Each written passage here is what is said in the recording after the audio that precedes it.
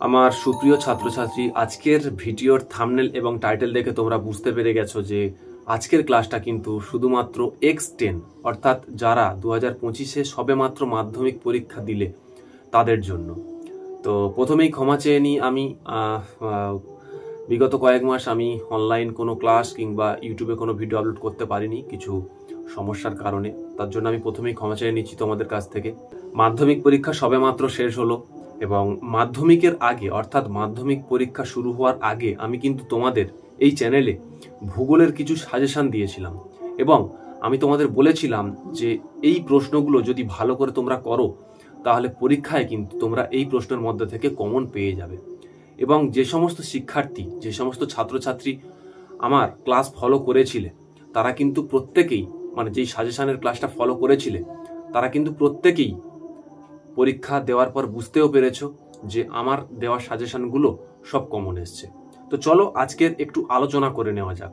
ঠিক আছে, আজকের আমরা ছোট প্রশ্ন আলোচনা করব, দেখব কার কটা ঠিক গেছে উত্তর। তোমরা এই ক্লাসটা পুরোটা প্রথম থেকে শেষ অবধি করো, তাহলে তোমরাও দেখতে পাবে যে তোমাদের কটা প্রশ্ন ঠিক বা ভুল গেছে, তোমরা একবার মিলিয়ে দেখে নাও। তো প্রথমে আমরা শুরু করব বিভাগ কতে। বিভাগ ক অর্থাৎ MCQ প্রশ্ন উত্তরগুলো, ওগুলো আমরা দেখব। যে প্রথমে যে প্রশ্নটা ছিল, প্রথম থেকে শেষ অবধি আমি বলছি, তোমরা মিলিয়ে দেখো। প্রথমে যে প্রশ্নটা ছিল যে নিম্নলিখিত গুলির মধ্যে মিলেট শস্য চিহ্নিত করো। তো এটা হবে রাগী। ভারতের প্রথম কাপড় কল স্থাপিত হয় কোথায়? ঘুচুড়ি। 1-3 কলকাতা ও দিল্লিকে সংযোগকারী সড়ক পথটি হলো কি? এটা হবে NH2। আর উপগ্রহ চিত্র প্রকাশ করা হয় ইসরো। উপগ্রহ চিত্র প্রকাশ করা হয়, উত্তর হবে ইসরো। বর্ষাকালে ভরা কাঁঠালের সময় সমুদ্রের জল প্রবল বেগে নদীর মোহনার দিকে দিয়ে ভিতরে প্রবেশ করে, তাকে কি বলে? তাকে বলে বান ডাকা। নেক্সট হচ্ছে 6 দাগে নিম্নলিখিতগুলির মধ্যে পরিবেশের সর্বাধিক ক্ষতিকারক দূষক হলো ড্যাশ। সর্বাধিক ক্ষতিকারক দূষক হচ্ছে কি হবে? পলিথিন। তারপরে 7 দাগে আয়তন অনুসারে ভারতের ক্ষুদ্রতম কেন্দ্রশাসিত অঞ্চল হলো ড্যাশ। ওটা হবে লাক্ষাদ্বীপ। দিহং, দিবং ও লোহিত নদীর মিলিত প্রবাহের নাম ড্যাশ। মিলিত প্রবাহের নাম হচ্ছে ব্রহ্মপুত্র। হিমালয়ের একটি সরলবর্গীয় উদ্ভিদের উদাহরণ হলো ড্যাশ। এটা হবে পাইন। তারপর 1-10 দাগের যে প্রশ্নটা আছে সেটা হচ্ছে যে প্রাকৃতিক প্রক্রিয়ায় মাটি ও শিলাস্তর অভিকর্ষের টানে উচ্চভূমি ঢাল বরাবর নিচের দিকে নেমে আসে, তাকে কি বলে? তাকে বলে পুঞ্জিত ক্ষয়। পাখির পায়ের মতো বদ্বীপ দেখা যায় যে নদীর মোহনায়। এটা হবে তোমার পাখির পায়ের মতো বদ্বীপ দেখা যায় মিসিসিপি, মিসৌরি। নেক্সট 12 দাগের প্রশ্ন হচ্ছে দক্ষিণ গোলার্ধের সমুদ্র স্রোত বাম দিকে বিক্ষিপ্ত হয়, তার কারণ হচ্ছে পৃথিবীর আবর্তন। অধক্ষেপণের একটি উদাহরণ হলো ড্যাশ। অধক্ষেপণের একটি উদাহরণ হচ্ছে স্লিট। ক্যারিবিয়ান সাগরে সৃষ্ট ঘূর্ণপাতকে ড্যাশ বলা হয়, কি বলা হয়? হচ্ছে হ্যারিকেন। তো এই গেল হচ্ছে বিভাগ ক এর প্রশ্নোত্তর। এখান থেকে তোমরা মিলিয়ে দেখে নাও যে কার কটা ঠিক বা কার কটা ভুল।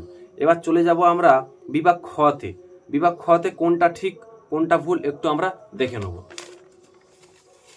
বিভাগ খ এর প্রথমের প্রশ্ন ছিল যে 2 দাগে 2-1 প্রশ্ন হচ্ছে তোমার ভূপৃষ্ঠ সংলগ্ন বায়ুস্তর প্রধানত উত্তপ্ত হয় বিকিরণ পদ্ধতির সাহায্যে।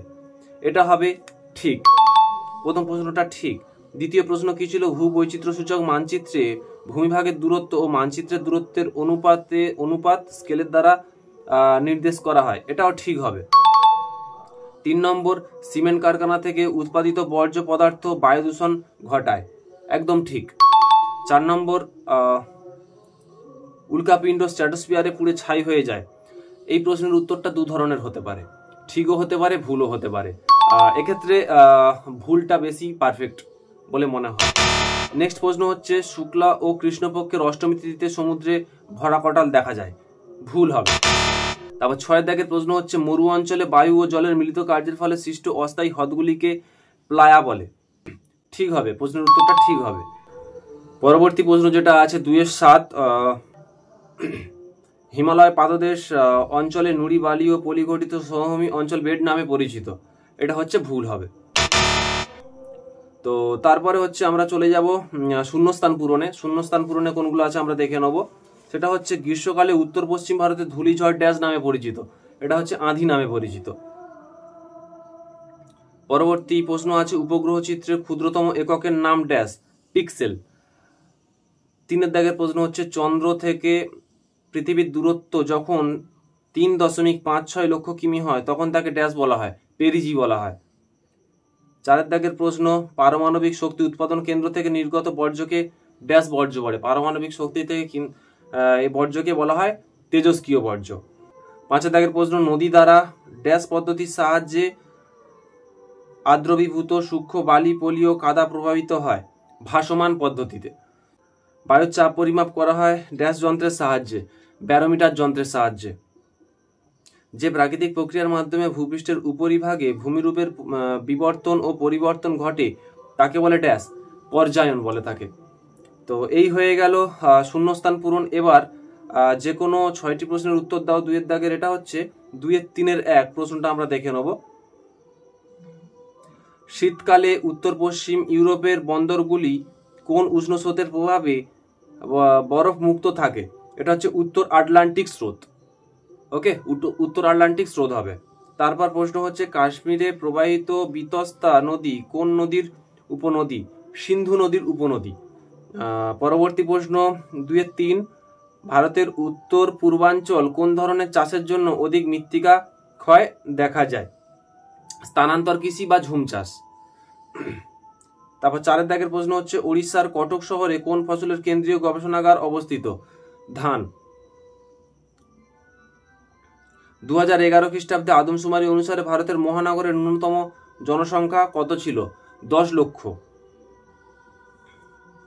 ভূবৈচিত্র্য সূচক মানচিত্রে প্রদত্ত আরএফ যখন 1:50,000 তখন এর মেট্রিক স্কেল কত? তখন এর মেট্রিক স্কেল হবে 1 cm is equal to 500 metre বা হাফ কিলোমিটার।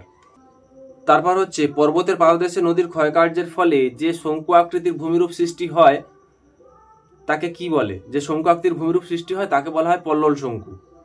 8 দাগের প্রশ্ন হচ্ছে, যে কাল্পনিক রেখা দ্বারা সমান বৃষ্টিপাতযুক্ত অঞ্চলগুলিকে যুক্ত করা হয় তাকে কি বলে? তাকে বলা হয় সমবর্ষণ রেখা। তো এবার আমরা চলে যাব ডান দিক বাম দিক মিলন হতে। 2-4 এর হচ্ছে লাদাখ। লাদাখ হবে হচ্ছে খারদুংলা। দ্বিতীয় হচ্ছে কান্দালা। কান্দালা আমরা প্রত্যেকেই জানি এটা করমুক্ত বন্দর। 3 ভিলাই। ভিলাই হচ্ছে লৌহ ইস্পাত শিল্প। 4 নম্বর রাজস্থান। রাজস্থান যেটা পড়ে আছে অবশিষ্ট লুনি। তো এই হয়ে গেল আমাদের 1 নম্বরের প্রশ্ন ডিসকাস। তো এবার তোমরা প্রত্যেকে এই ভিডিওটা শেষ পর্যন্ত দেখে মিলিয়ে দেখো যে তোমাদের 1 নম্বরের প্রশ্ন কার কটা ঠিক গেছে, এবং এর উপর ডিপেন্ড করে কিন্তু তোমরা বুঝে ফেলতে পারবে মোটামুটি অ্যাপ্রক্স একটা কত নম্বর তোমরা পরীক্ষায় পেতে চলেছ। তোমরা অবশ্যই কমেন্ট বক্সে কমেন্ট করে জানাও যে তোমরা কে কত নম্বর পাবে বা কটা প্রশ্নের উত্তর তোমাদের ঠিক গেছে। পরবর্তী আবার তোমাদের ক্লাস নিয়ে আসবো। আজকের এই পর্যন্ত, ধন্যবাদ।